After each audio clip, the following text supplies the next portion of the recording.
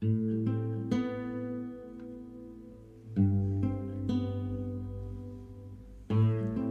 سیم و زر نتوانش خرید اگر هنر است، که گفتند بزرگان که برتر از گهر است.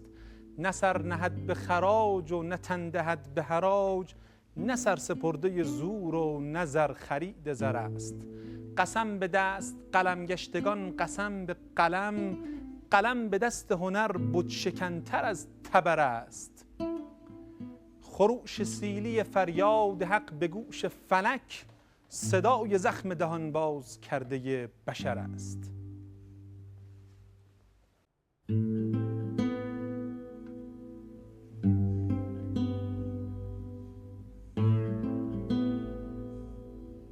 یکی بود یکی نبود، غیر خدای مهربون هیچکی نبود. زیر گنبد کبود آدمایی بودن از قبیله های مختلف. زندوناشون یکی بود با میله های مختلف. یکیشون رومی روم، یکیشون زنگی زنگ. آدمای جور و جور از همه شکل از همه رنگ. آدمای جور و جور با ایده های جور و جور، حتی با عقیده های جور و جور.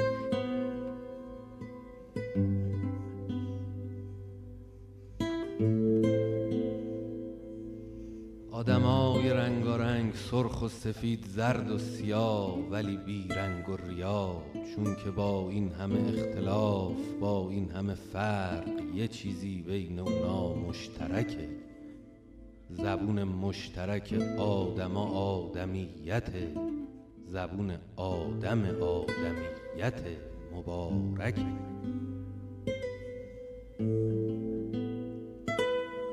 آدمای مختلف با قصه های مثل هم، با غمای مثل هم، با غصه های مثل هم، که روایت میکنن از یه نبرد مشترک. یه نبرد مشترک یعنی یه درد مشترک.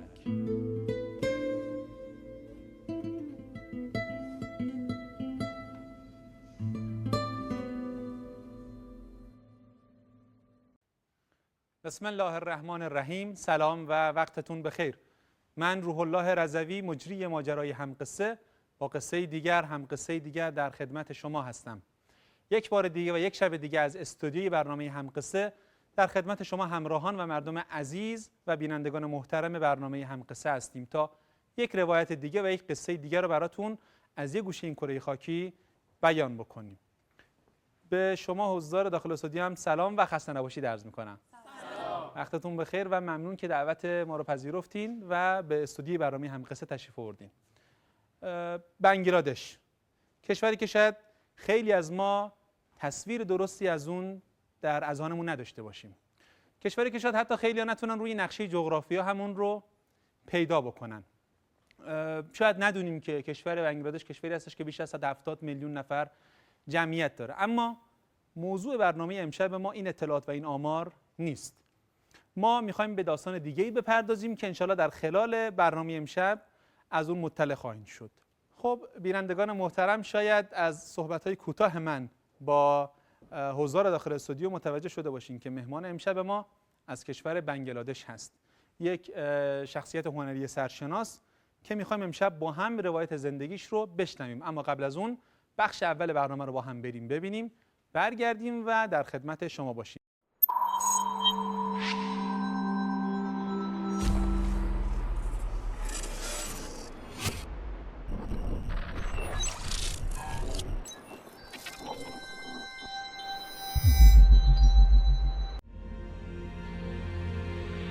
هنر را برای خود هنر دوست بداریم، یعنی مردم را سربند لذت‌ها و زیبایی‌های مجردی بکنیم و هنر را نیز سرگرم خلق این تفنن‌های ذوقی بکنیم که فقط کسانی میتونن ازش لذت ببرند که از نظر زندگی مادی و اجتماعی در رفاهند و اوقات فراغتشون رو میخوان به فعالیت‌های هنری بپردازند. این است که میبینیم هنر در خدمت هنر تبدیل میشه به هنر در خدمت اشرافیت و رفاه. این است که نقاشی که برای دل خودش نقاشی میکنه و برای خلق یک تابلو زیبایی که ارزش هنری داره، چه مردم بپسندن چه نپسندن، چه به درد مردم بخوره چه نخوره، این تابلوش فقط و فقط یک طعمه است که در مناقصه ها و مزایده ها میلیاردرها روش مسابقه میدن و برنده میشن. این اصل سلب مسئولیت از علم، از ادب، از شعر، از هنر، این است فریب قدرت‌های مسلط بر بشریت است، برای اینکه بشریت را از بزرگترین سرمایه ها و عوامل نجات و رفاه و ترقیش محروم و دانشمندان و هنرمندان را که بزرگترین سرمایه زندگی بشری هستند از مد جامعه کنار بکشه و در درون لابراتوارها و کلاس‌های در بسته دانشگاه‌ها محصور کنه و به یک نوع پارسایی آبرومندانه وادار کنه که بعد به نفع خودش تمام بشه.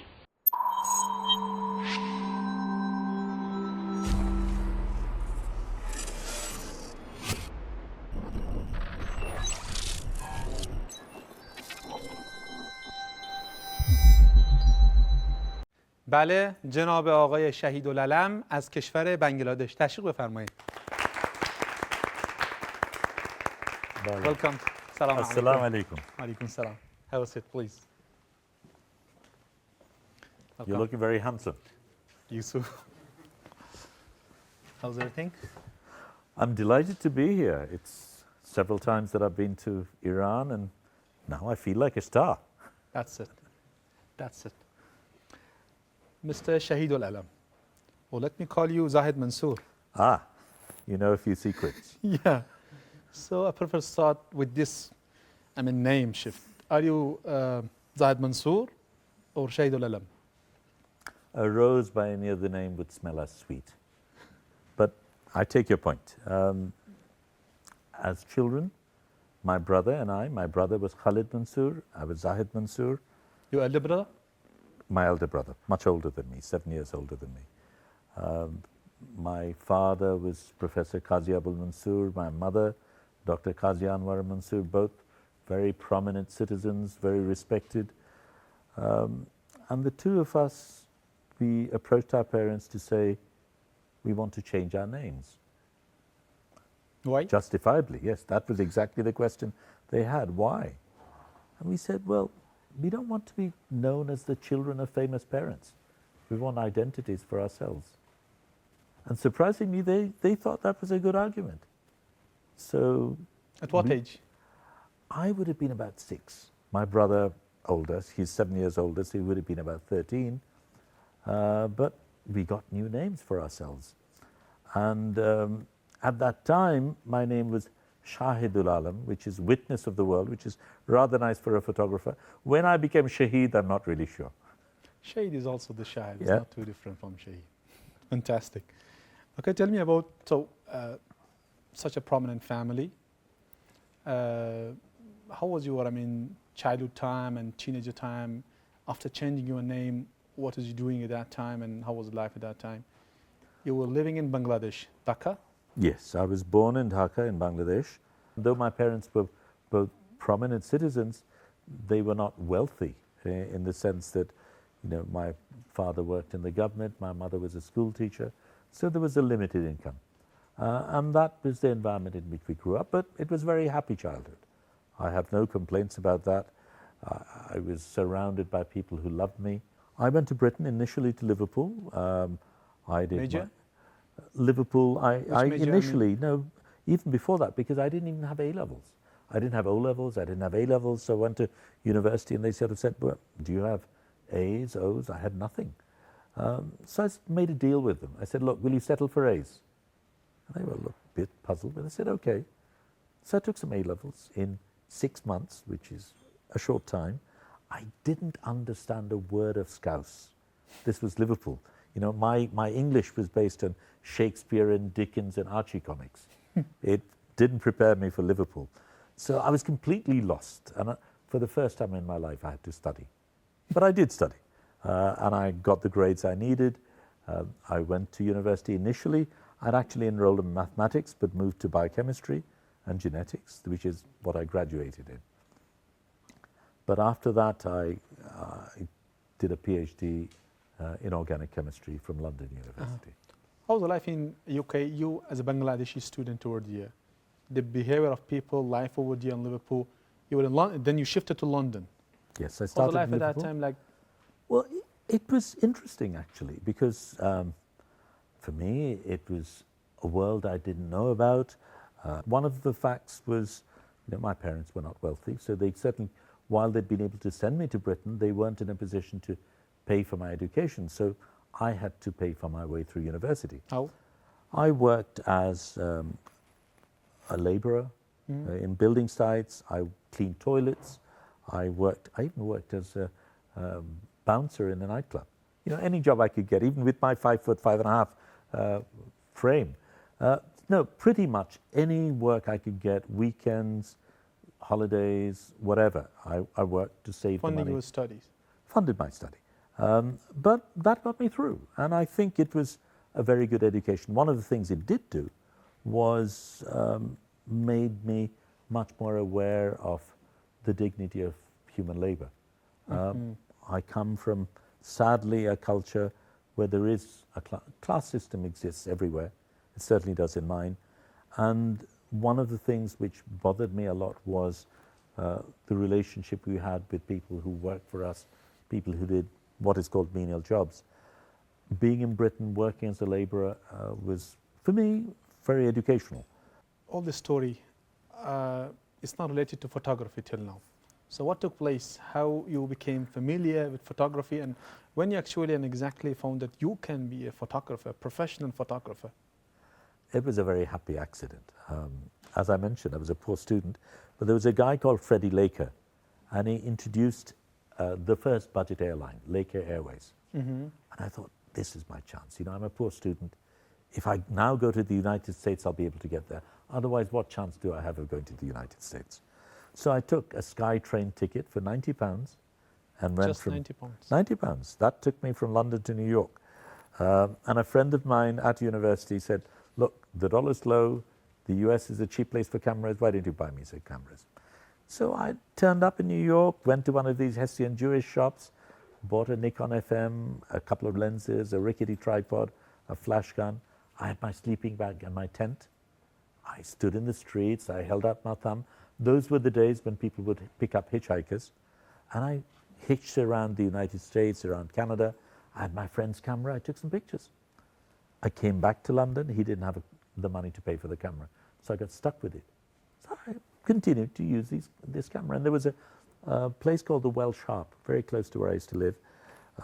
And I did a little story on the Welsh Harp. I did a write-up and some pictures and handed it over to the local newspaper and forgot about it. But the newspaper got back to me at some stage. They sent a reporter, and then again there was quiet. One day my bank manager said, have you seen the newspaper today? I didn't, The Wembley Observer, the back page, the entire back page was about me, with Your a story. mugshot of me in the middle, pictures I'd taken, things I'd written, and I got paid £10. Wow. My first professional payment. When I went back to Bangladesh, firstly, of course, I had to break the news to my parents that I wanted to be a photographer, and they were absolutely horrified. My mother wanted to know how she would find a bride for a photographer, so she had her problems. But I had a very clear reason. My politics was clear. I needed a tool, and photography was it for me. So that's what I was going to do. Tool for what? Essentially, I was looking for a more egalitarian society than the one I faced, both globally and in my own country. And I felt those injustices could be addressed best by the media, primarily by photography, by visual media.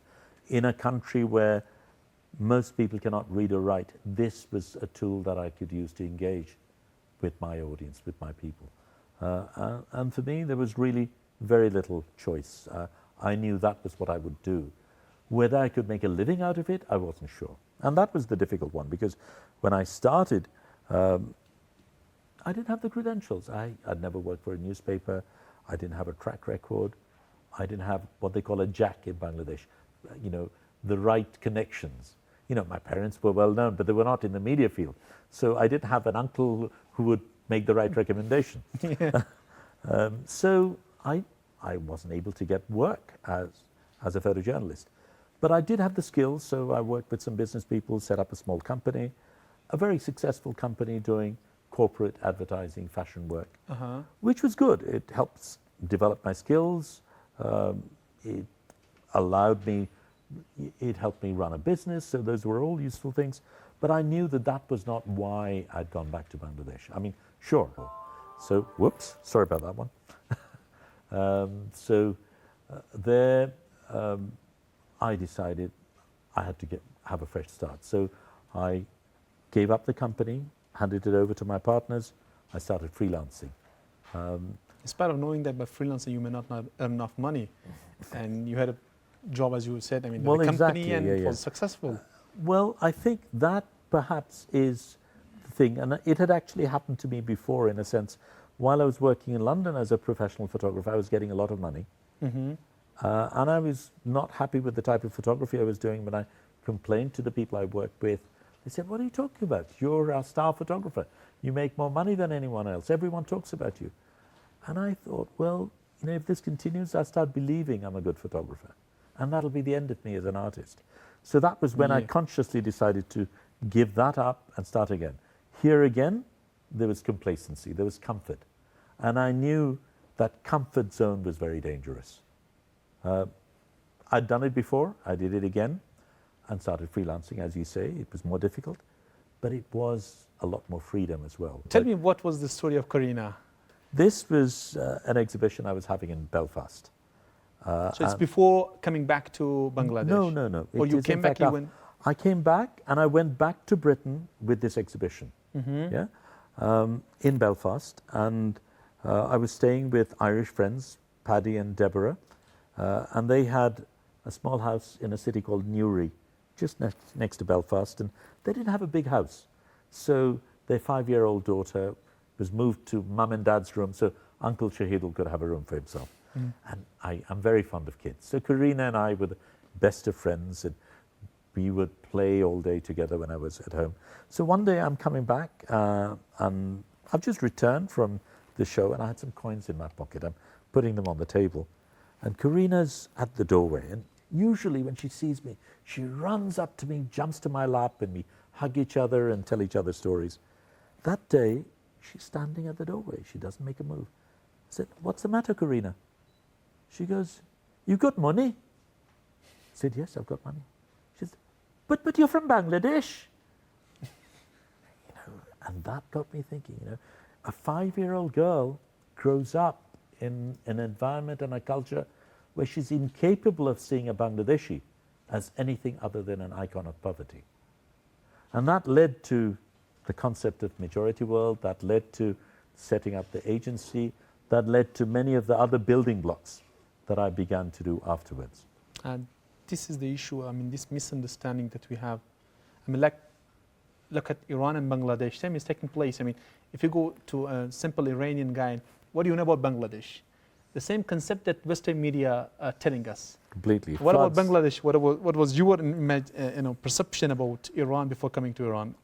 I was very excited because I'd heard in our own literature, we'd heard different things about Iran, but you're absolutely right. There was this perception of what Iran would be. And when I came, I saw women in the workplace. I saw actually women roller skating in the park, mixed volleyball matches. I did see women with hijab, but outside of that, there was a very different Iran to what I'd imagined through all of my upbringing. Of course, I'd heard of Jalaluddin Rumi, I'd heard of Hafiz, but those are never talked about. Then it was also how safe Tehran was. This is a major capital city. Yet I saw people walking around in the park in the middle of the night at 1 in the morning women walking on their own. I couldn't So believe same this. problem at the international level we are facing also we among ourselves, because we are from the same, part of the world, but we have the same understanding of Westerns about each other. I mean, Yes. we about you and you about us. Sadly, The story of storytellers. well, yes. I mean, there is a very interesting African saying which goes something like, until the lions find their storytellers, stories about hunting will always glorify the hunter. And it's so true. And essentially, it is the person who controls the narrative that determines which story gets told. And international media, largely Western media, controls the narrative. They are the ones who determine what an Iranian is, what a Bangladeshi is, and what we are not. They sadly also control our mindsets and our aspirations. So even people as they grow up look towards the West for inspiration. بله، بخش اول گفتگوی ما رو با جناب آقای استاد شهیدالعلم دیدید و شنیدید. گزارش سطح شهر رو دوستان تولید برنامه همقصه آماده کردن. گزارش رو ببینیم. در مورد مهمان ما هستش این گزارش. برگردیم به داخل استودیو و با بخش دوم گفتگو در خدمتتون باشیم.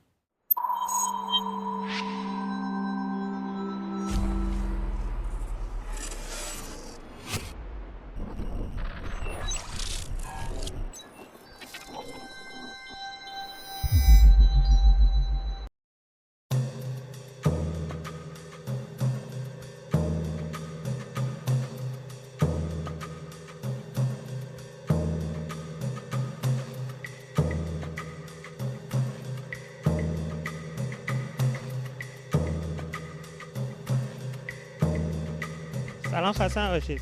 توی تخصص خاصی، تو رشته خاص هنری هستید شما یا نه؟ منم موزیک کار میکنم. معماری نمیدونم بشه گفت هنری. معماری هم منم. بله، ما کارگردانی سینما میخونیم. موزیک بله. خب انتظارتون از هنر و هنرمند چیه؟ من فکر کنم بچه‌ها میدونن چی میشه. منم فکر کنم به نظر من باید هنرمند تو جامعهش باشه، دردای جامعهش رو ببینه و سعی کنه اینا رو به انتقال بده، از طریق هنر انتقال بده اینا رو. یه کاری انجام بدن که هنرشون جزئی از خاطره مردم باشه.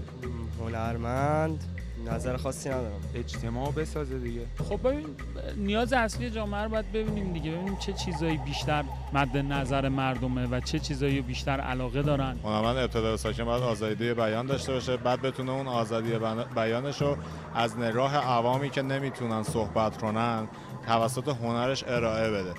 هنرمند باید زبان مظلوم باشه، زبان کسی که حقش تضییع میشه باشه. به نظر من دلیل نداره برای جامعه کاری بکنه، یعنی فارغ از جامعه است، برای خودش باید کاری بکنه. به نظر منم همین. به نظر منم مشکل اینه که همه میخوان یه کاری بکنن، بهتر که کار خودشونو فقط بکنن. یه رسالتی داره دیگه هنرمند بالاخره، حالا تو هر هنری که باشه. به نظرم هر کی به اون رسالتش فکر کنه خودش میدونه چی کار کنه. خب مهمان برنامه ما شخصی به نام شهیدال از کشور بنگلادش.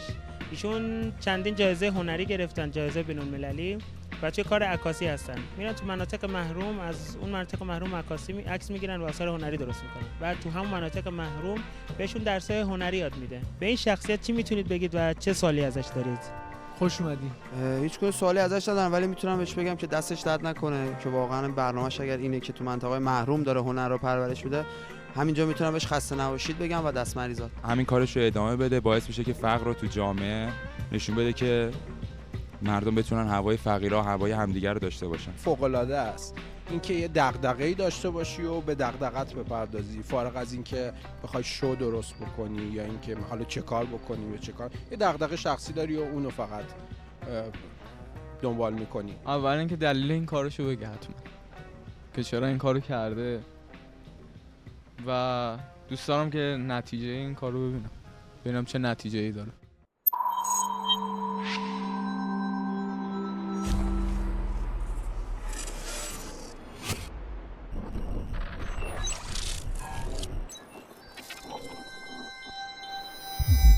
Go back to your story. Please. I want to continue to your story. Yeah. You came back to Bangladesh. You were involved in the activism against the dictatorship at that time. So what took place and what was your, main point the turning point as a photographer and playing any role in that situation as someone who was going to protest against the system over there? The photographs I was taking at that time were, some of it were about the political conflict in the streets, but I went beyond that because politics pervades everyday life. And I was looking at what happens to people on an everyday basis, the struggles people had.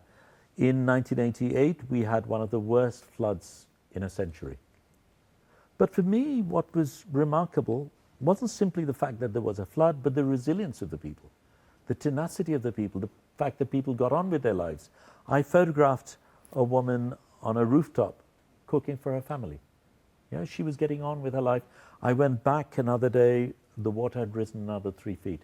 I have no idea where she is, but probably somewhere else cooking for her family. So those were the pictures that I took, and while this was going on, very close to where I live, in a park called Abahuni, there was the wedding of the daughter of a very powerful minister. And it was the most opulent wedding you can imagine. They had broken the wall of the stadium, so the red carpet could go from the president's Cadillac to the wedding dais. Directly. They had orchids flown in from Thailand, strewn all the way along. The who's who of Bangladesh was there, including the media. The minister was the owner of the major newspaper. And the country was under flood. We were really under the floods at that time. At that very time, there were people dying outside. But the thing was, not a word was spoken. The media knew its rules, and everyone kept quiet. I took these pictures. I wanted to do an exhibition. By then, I had some reputation, and the Alliance Française wanted to show my work, sponsor my work. But once they looked at it, and what I'd done, of course, is to have the flood pictures juxtaposed with the wedding pictures. It was a pretty obvious statement. So they said, we're not going to touch it. And I approached every major gallery. No one was going to show the work. I went to the art college, and they found a different excuse. They said, it's photography, it's not art, we can't show it. Okay. But anyway, we managed to hire a place and show it ourselves, and we had our problems, but the show was there, and it became an important event. And what we had planned to do was we would take these pictures and put them up on the walls of the press club so people would see it. You know, I knew the police would take it down in the morning, but early in the morning some people would see it. At least it would be a sign of resistance, a sign of defiance. But luckily for us, the president, we won. On the 4th of December, the night of the 4th of December, the president said he was stepping down. And the country went mad. We were out in the streets celebrating. I photographed a little girl with a bouquet of flowers with her dad in the middle of the night celebrating freedom. But that was also when I slowly began to realize that a fair and free election does not in itself guarantee democracy, and that a democratic process needs a lot more. But that was what led me to the type of work I'm known for and I do now. What about when you became known as a prominent international photographer? What took place exactly so that you were known by those who were outside Bangladesh? Well, the first incident was in 1986 when I was invited to be the jury of the Commonwealth Photography Contest. But one of the exhibits I came across was World Press Photo. Very important exhibition, except that when I looked at it, there was very little world about it. So I wrote to the managing director, Marlus Kreinen of World Press, saying, well, maybe you should change your name to European Press Photography, because you're not about the world. Your jury isn't global by any means. The award-winning photographers are all from the West. And in so many ways, it was really a Western model that called itself. It's a bit like the World Series in the United States. You know, it's played only in the United States, but for them, that is the world. So that was my letter. But I did also add that I thought it was a very good event, the exhibition, and if there was a chance, I would be happy to host it. So Marlus rang me a few days later. She said, we've written a letter to you, and if you notice the dates, our letter precedes yours. It wasn't written in response. I never verified that, but at least that was the claim. And they said, we just asked you to be a member of the jury. And then she said, well, and we have a cancellation. So should you want the show, you can have it. When? In 3 weeks. Now the World Press has a huge lag period. I mean, 3 weeks is ridiculously close. But we didn't even have an international telephone line, so I couldn't ring her back. So I said, well, can you ring me back in 2 hours, please? Well, let me think about it. So she says, she puts the phone down, and I ring up my architect, Rafiq Azam, who's now a very famous architect. He was just graduated then and was working with us. I said, Rafiq, I need a gallery. Sure. Within 3 weeks? Within 3 weeks. Actually, I said within 17 days. My show was in 3 weeks. What are you talking about? But he knew I was being serious. So he said, look, I need so much money. I need to be able to work 24 hours, no interruptions. The supply chain has to work and all this sort of stuff. I said, look, what do you need tomorrow morning to start? He says, 100,000 tomorrow morning. So I start ringing up my corporate friends and they say, look, there's no way we can mobilize all of that, but I can give you the 100,000 to start tomorrow morning. Okay. So I rang up Rafiq, said, be ready, tomorrow morning we start. Marlis rings up, yeah, we'll have the show. Where will you have it? At our gallery. So she's very happy, puts the phone down. Then no galleries over there at that time. Then she rings up the Dutch ambassador, Mr. Khayantan. And Mr. Khayantan comes over to see me. He's very excited. World Press photo coming to Bangladesh for the first time. Great news. Where are you going to have it? In our gallery. Where's your gallery? You're standing there. And the guy freaked out. But to be fair to him, he didn't pull the plug. He trusted us sufficiently. We built that gallery. When the World Press photo crates arrived in Dhaka, our walls were wet. And I remember at the press conference, when the opening is going to take place, my colleague saying, extend your speech, because we need the walls to dry. Okay. But there is one more little thing to that. What we did do, and we have tried, while we've been very critical of the establishment, we've also tried to play a very constructive role. And that was also a time, as now, when the parties were killing each other in the streets, we managed to convince the two deputy heads of the two parties to jointly open the exhibition. It's the only time in the history of our nation that has happened. Fantastic. Here I have just asked them to show us some of the pictures, some of your photographies, actually. And I request you to tell us the story of each one. اگر دوستان عکس اول رو برای ما پخش کنن ممنون میشم. Yeah. So tell us about this photography. What is this and who is this? When I came back, I knew it was going to be difficult. I'd lived a very independent life on my own. I came back to live with my parents. But in my parents' home, their rules applied. And this young man was Mizan. He used to work in our house. He used to clean that room where we watched television. But he was not allowed to sit inside to watch it. Because he was a worker. He was a working class kid, a poor kid. So he would sit just outside the room to watch television. They both watched the same program. My father loved Alif Laila, and Mizan also loved Alif Laila. So this was the program they watched from across the wall. So I took this picture and I published it in our calendar. We used our calendar not for, we didn't have pretty pictures in them, waterfalls or pretty women or any of those things. We used our calendar for a social message. So this picture was in the calendar in 1998.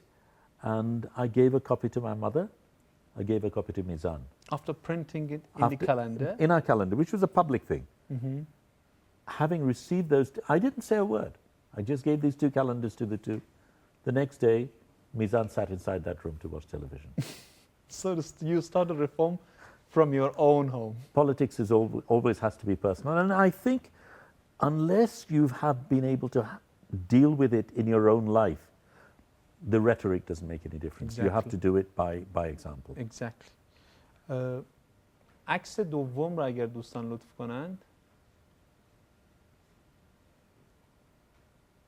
Yeah. What about this one?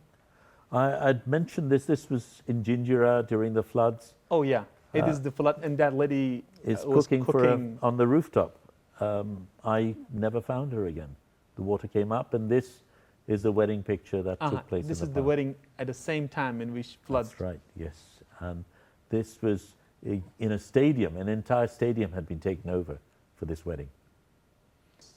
Shocking one. This is a photograph by Azizur Rahim Pugh, one of my students. It was a fire had taken place in a garment factory, and at that time, children used to work in the garment factories, and they would lock the gates. So when the fire They were locked.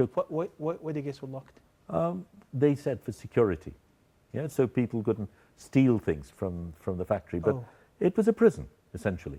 So when there was a fire, the children couldn't come out, and they all died. So I had started teaching working class children photography because I felt that while on the one hand we had to challenge the perception of white Western photographers, we also had to question ourselves. So I, as a male middle-class photographer, in some ways replicated that same power structure. So I started teaching working-class children. And there was a little girl called Molly, a 10-year-old girl, and well, there were these kids, boys and girls, sitting around, and I'm showing them the pictures. So I show this picture, and Molly goes... Let me ask them to show the next picture. Yeah. Okay, so that's Molly with her hand, scratching her head. Yeah. Yeah. She later became my assistant. But she's 10 years old at that time. She looks at the picture and goes, oh, that's the fire in number 10. What happened in number 10? Oh, what's there to say? The owner took the bodies and dumped them in the drain at night. Oh, no. How do you know? Everybody knows. What happened to the owner? Nothing ever happens to owners, she says. And she waits a bit and says, if I had a camera, I'd take his picture, I'd put that guy in jail. Now, I'm a professional photographer, I take pictures, I like to think my pictures make a difference, but I know often it doesn't, because the power structures are so great, sometimes our efforts do not work. But that a little 10-year-old girl believed that with her camera she could right a wrong has remained a great inspiration for me. And I get a lot of my inspiration from children. It's great. Like you mentioned, Yes, Mizan like and and Corina. Interesting. عکس بعدی رو بچه‌ها لطف کنن.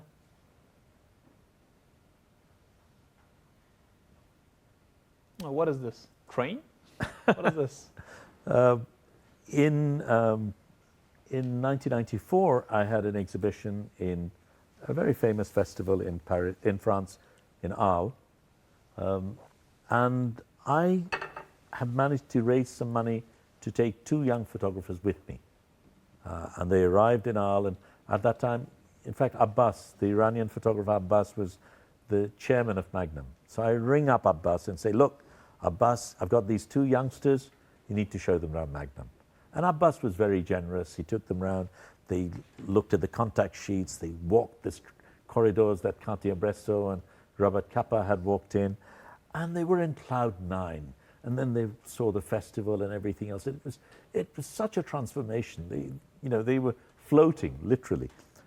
I thought, well, wouldn't it be wonderful if I could have a suitcase full of students that I could bring?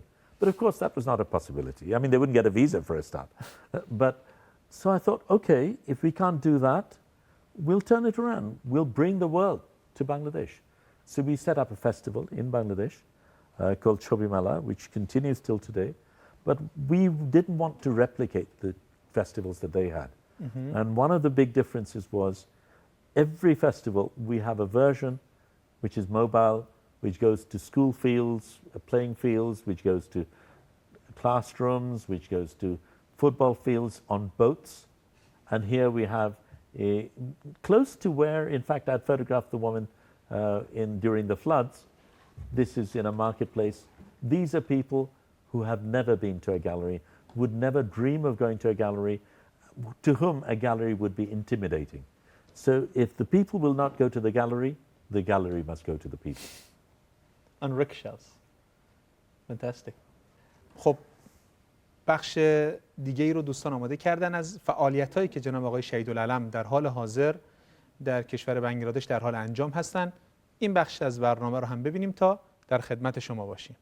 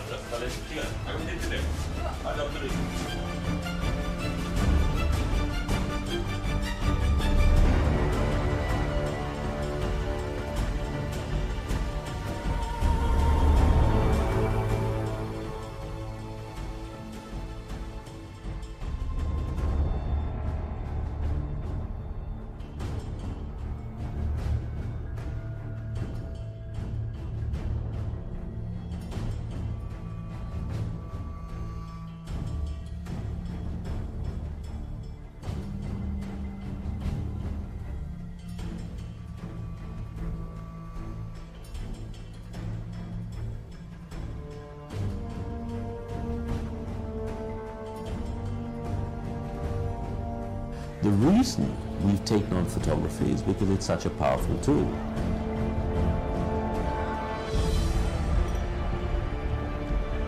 I personally do not worship photography itself. I think as long as it continues to be useful and effective, we will use it.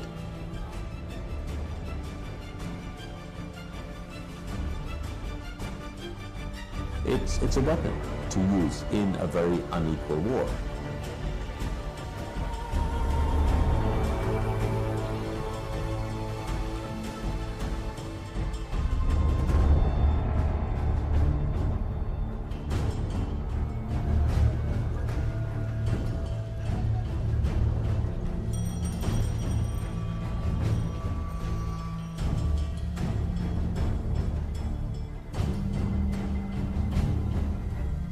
Within Bangladesh, changes are beginning to happen. We have a people who are largely textually literate, but they're extremely aware. They have a very strong sense of direction. They know where they want. They vote intelligently. And I believe we're coming to a stage, we will have to come to a stage, where Bangladesh will no longer be run by tyrants. I think we will have to come to a stage where the world will no longer be run by tyrants. And I think until we come to a stage where this inequality exists, until we come to a stage where certain countries will dominate the rest of the world, we cannot rest. And it is every thinking individual's job throughout the world, within the United States, within Palestine, within Bangladesh, to continuously fight until that equality is reached.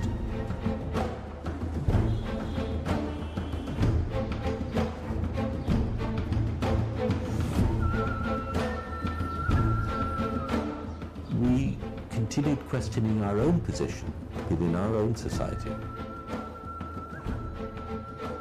The fact that very few photographers, in fact in Bangladesh, no photographers were from working class background.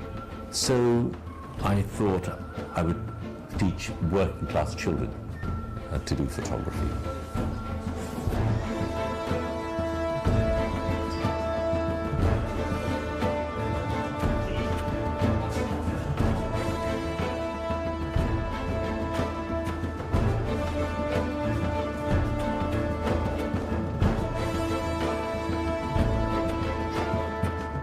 The School of Photography we wanted to set up should aspire to those ideals, not these big buildings that teach a particular, very formal structures that teach in a particular rigid manner, but that open, fluid, organic means by which we have always had our education. And I thought it would be a place for sharing wisdom as opposed to merely a place that provides knowledge.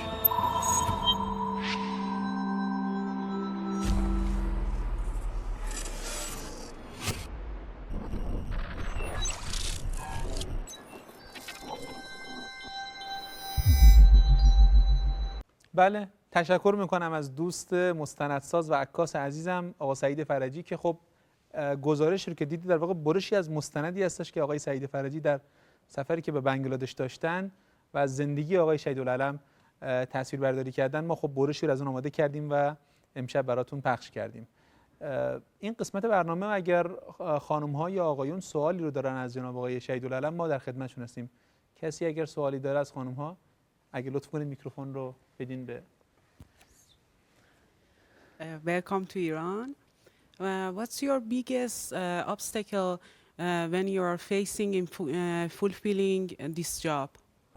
I think the biggest challenge really is myself, because more than anything else, it came up in the discussion today that you can become complacent, can become comfortable, and too easily you can accept that things will never change. This is what they try and convince you, that it's useless to change things. You're against such a big thing that it's impossible. I think believing that you can always make a change is one, and questioning yourself constantly, being self-critical is the other. And that later thing isn't so easy, because culturally we don't like it too much. We get defensive. We expect our friends to say nice things about us. But in fact, not only must our friends do it, we ourselves need to be constantly questioning ourselves. And that is the biggest challenge. Thank you. از آقایون میکروفون لطف کنید ببخشید. سلام، شما قبلا گفتید که بیوشیمی میخوندید و بعداً عکاس شدید برای اینکه واقعیت‌های دنیا نشون بدید. چرا عکاسی رو انتخاب کردین و چه شباهتی بین این دوتا فیلد درسی وجود داره؟ My reason for shifting was very simple. I was interested in social justice. I wanted to work in Bangladesh. And I didn't think Bangladesh needed yet another research chemist. That was a middle-class aspiration my parents had. I felt I needed to work with the strongest weapon I could find, and photography was it. So it was a very clear choice about why I took photography. In terms of the similarity, I don't actually think there. Sure, in the darkroom I did something. It's not so much the similarity between chemistry and photography. It's the pedagogic process that I went through, the fact that there is academic rigor in what I do, there is methodology, there is structure, there's an analytical process. That helps regardless of what you take on, whether it's chemistry or singing or photography. باز اگر از آقایون بله بفرمایید. My question was that the world today, we got so many types of photography, like photography of luxury places, foods, cars and stuff like that, but photography of poverty and misery and stuff like that. Do you feel that the world today can see the beauty in that, in photography of poverty and misery and that? I don't think it's intended to show beauty necessarily.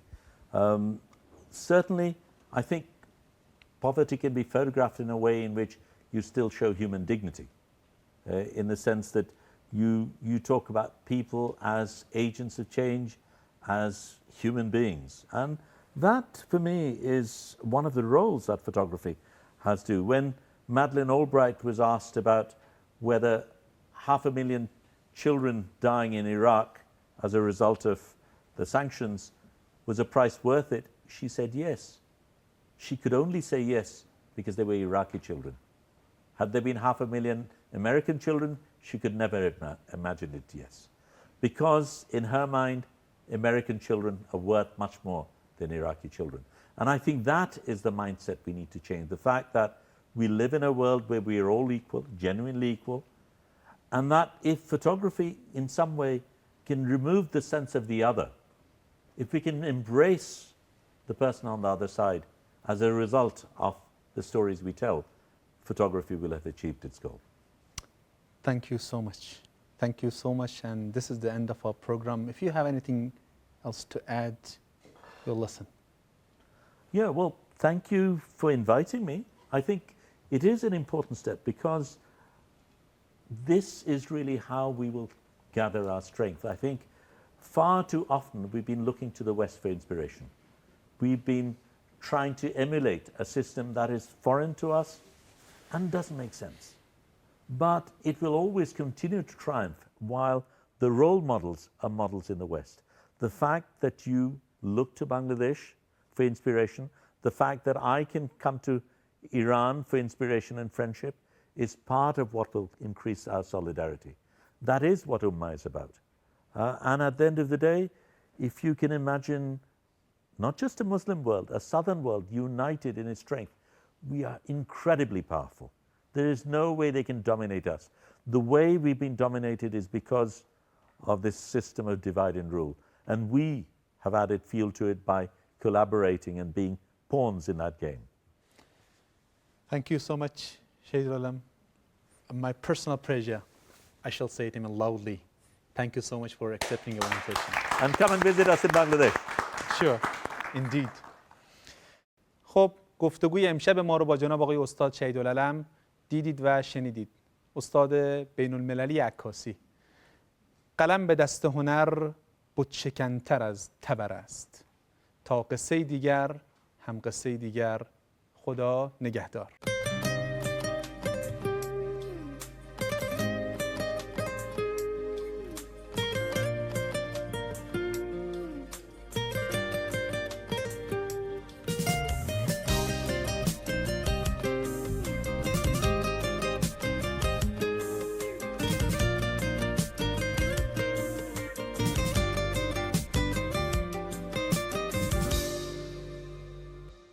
قرص خواب آور قصه ای که خوابت میکنه، به هوای آب راهی سرابت میکنه، عین کابوسه و از شبای رویایی میگه، روز روشن تو گوشه بچه حالالایی میگه، میگه افسانه و افسونه شد تلقین میکنه، چشم تو میبنده و گوش تو سنگین میکنه، کشت مرده های خواب و زیر مرداب میبره، دنیا رو آب میبره اما تو رو خواب میبره.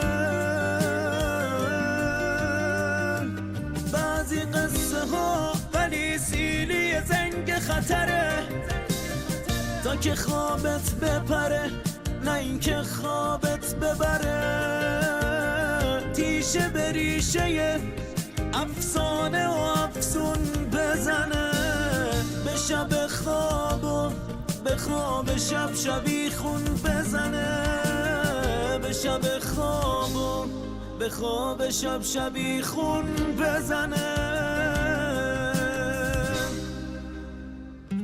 تا خروس خون میخونه قفل سکوتو بشکنه، تا سکوت شب شهر هفروتو بشکنه، شاخه هلال ماه و قرص کامل بکنه، مثل مرغ حق طلسم شب و باطل